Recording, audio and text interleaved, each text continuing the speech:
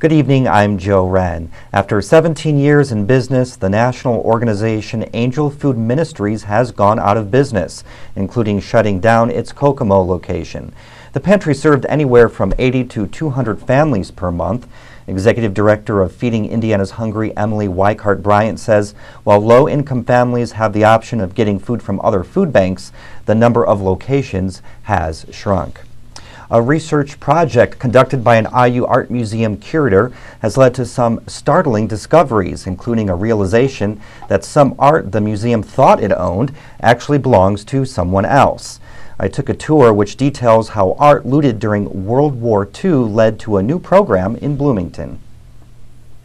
If you've walked through the IU Art Museum many times before, the Spoils of War program may bring you back.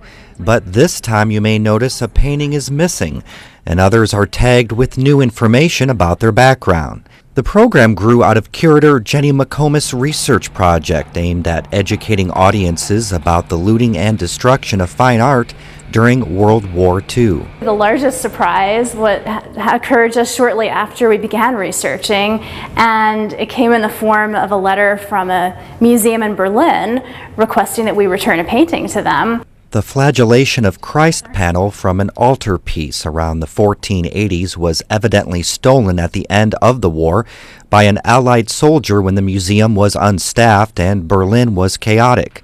McComas says IU Art Museum officials returned the painting this past summer, but there was still a question about others.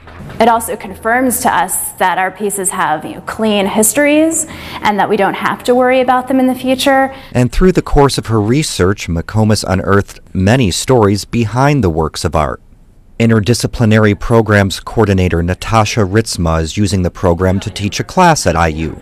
As soon as they heard the stories behind the works of art and learned a little bit more about the works of art, where they came from and why they were created and how they ended up in Indiana, I think they became especially interested. The program continues through the rest of the fall semester, and many of the pieces will remain on display as part of the permanent collection. For WTIU News, I'm Joe Hren.